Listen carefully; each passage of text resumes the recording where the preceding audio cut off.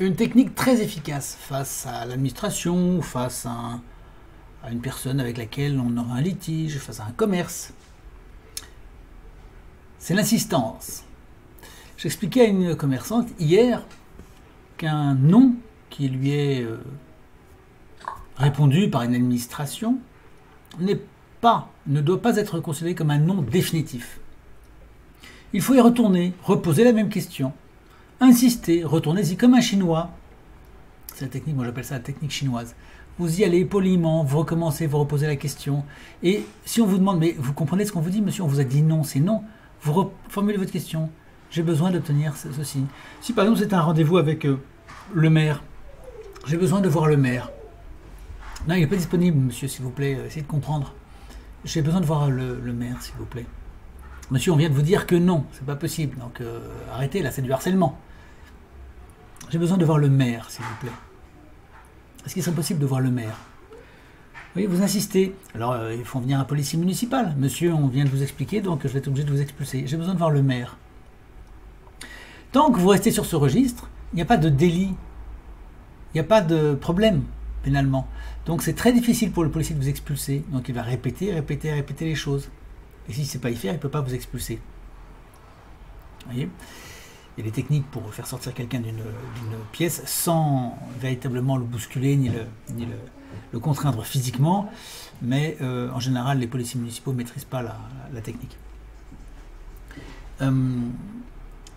Pareil vis-à-vis des administrations. Vous envoyez un courrier, puis un deuxième courrier, puis un troisième courrier, puis un quatrième. Vous insistez, vous renvoyez le courrier. Et ça les oblige au bout d'un moment à régler le problème d'une manière ou d'une autre. Et souvent, vous obtenez l'autorisation. D'ailleurs, s'il n'y a pas de réponse, vous le savez, s'il n'y a pas de réponse à un deuxième ou un troisième courrier, eh bien, ça vaut acceptation. Dans un certain nombre de cas que j'ai déjà indiqué dans une vidéo précédente, je vous mettrai le lien vers cette vidéo précédente. Voilà, donc l'insistance. N'hésitez pas. C'est pas parce qu'on vous dit à vous qui êtes, par exemple, un commerçant, on vous refuse, je ne sais pas moi, telle extension de votre commerce. C'est pas parce qu'on vous dit non que c'est définitif. Les Français bien élevés ont tendance à ne pas insister. Ils ne veulent pas déranger, ils considèrent qu'un non c'est un non, on n'a pas à y revenir. C'est une erreur. Beaucoup de gens qui sont en France depuis pas très longtemps, disons, ont compris la technique. Ils insistent, ils y retournent avec frères, sœurs, femmes, enfants. Ils occupent l'administration, ils s'installent dans le hall.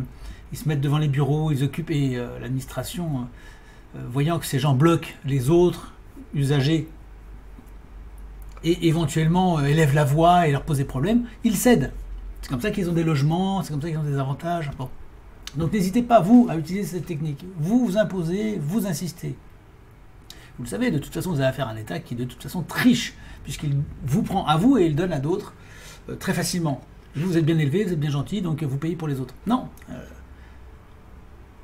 Installez-vous sur place, vous insistez, sans faire de foin, hein, n'allez pas vous mettre dans des problèmes non plus, ne faites pas de l'obstruction à la justice ou je ne sais quoi, ne faites pas de l'obstruction au bon fonctionnement du service public, parce qu'on peut vous le reprocher, mais vous êtes là gentiment, vous répétez votre demande sans entrer dans des discussions qui n'en finissent pas. C'est pas la peine, vous répétez juste votre demande. N'hésitez pas à insister. Un juge vous refuse quelque chose, vous insistez, vous redemandez. C'est très très clair dans le cas des demandes de remise en liberté. Vous refaites votre demande tous les 20 jours. Si vous le souhaitez. Moi personnellement, je ne le souhaitais pas forcément. C'est toujours bien d'en faire parce que, je fais une parenthèse, mais quand vous êtes prisonnier, si vous ne faites pas du tout de demande de remise en liberté, le juge peut considérer que vous, n'ayant pas fait cette demande, il n'a pas à répondre, donc il ne vous remet pas en liberté. Donc j'en envoyais quand même une de temps en temps, pour pas qu'il puisse se permettre de dire « ce monsieur ne demande pas à aller en liberté, donc je ne le remets pas en liberté ». Vous voyez, parce qu'ils peuvent faire ça aussi. Mais en fait, j'étais pas très pressé. Donc l'insistance, c'est un très bon moyen. N'hésitez pas à revenir sur le même sujet vis-à-vis d'un fonctionnaire. Vous revenez, vous reposez la question. Même dans la même conversation, vous pouvez reposer plusieurs fois la question jusqu'à ce que vous obteniez un résultat. Je vous rappelle que vous avez rendez-vous mercredi 20 h dans le prochain webinaire pour apprendre encore des tas de choses sur les meilleurs moyens de vous défendre. Ça durera 1 heure, je vais vite, je concentre mon propos et vous aurez beaucoup d'éléments. Mercredi 20 h. Soyez présents, Le lien ci-dessous vous permet de vous inscrire. Faites-le, je vous attends. On pourra échanger en direct, vous pourrez poser des questions, intervenir dès le début d'ailleurs, dès le début de la séance. Je poserai la question de savoir s'il y a des questions, si vous voulez savoir des choses. Et puis, à la fin de ce webinaire aussi, vous pourrez poser des questions. Voilà, on se retrouve mercredi avec grand plaisir.